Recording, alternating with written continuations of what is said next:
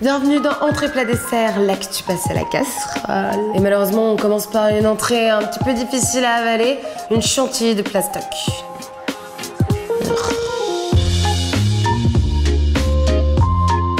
En cette fin de semaine, 170 pays vont se réunir au Kenya pour tenter de trouver une solution à la surpollution de plastique. La consommation de plastique a été multipliée par 40 depuis 1960. Franchement, Michel Sardou avait raison, c'était mieux avant. Mais la couille dans le potage, c'est que depuis 1960, la population mondiale, elle a été multipliée que par 2.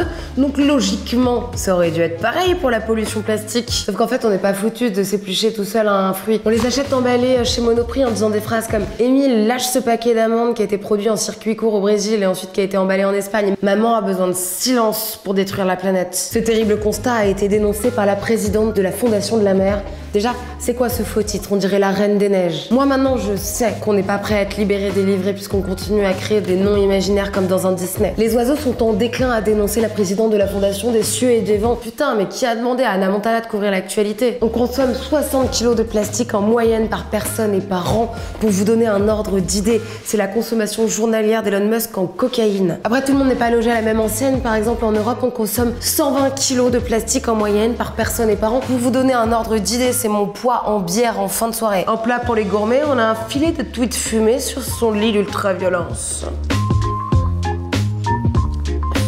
Aux surprises, les Français sont les utilisateurs les plus violents et les plus méchants d'Europe sur X, anciennement Twitter. Après, il suffit de voir un mec coincé dans un embouteillage sur un rond-point en train de dire une gentillesse comme « Va bien niquer ta mère des chiens de ta mort de ton chien !»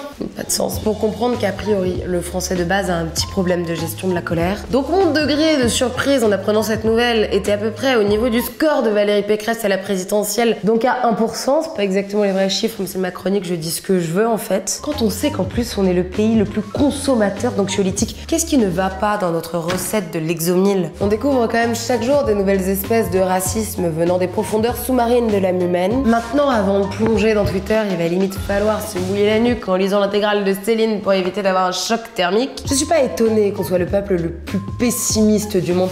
Et pourquoi, me demanderez-vous? Mais tout simplement parce qu'on vit dans le Vincent Bolloré Cinematic Universe. Le gars a quand même tout racheté, qu'il ne lui manque plus que le journal de Mickey pour contrôler toute l'opinion publique. Je vois déjà à la une les Aladino gauchistes. Qui sont-ils? Quels sont leurs réseaux? Sur Twitter, en France cette année, 16 288 messages ont été supprimés, contre 7160 en Allemagne. On est le pays qui a eu le plus de comptes supprimés à cause de signalements. Et quand même, Dieudonné, Zemmour ont encore leur compte. À dire qu'il y a quand même quelque chose à faire. Je suis pas là pour le dire, mais je pense que oui. En dessert, saveur pour les papilles, du Beaujolais nouveau. Et puis dans tout ça, pseudo-affaire Meurice, vraie affaire israélo-palestinienne, hausse des actes antisémites, inondations. Il est très novembre ce mois de novembre quand même, hein. C'est une semaine de lundi depuis le début du mois. Et ça y est, il y a enfin une bonne nouvelle. Aujourd'hui, c'est enfin le jour de la fête du Beaujolais nouveau. De quoi ouvrir les cuvées, de quoi avoir de jolies traces marron sur les lèvres, les dents noires tout en essayant de pécho. Un sombre chef de projet dans une rue pavée de cavistes en circuit court. Ce sera aigre, ce sera acide. Notre estomac nous le rendra. Mais enfin, une bonne nouvelle.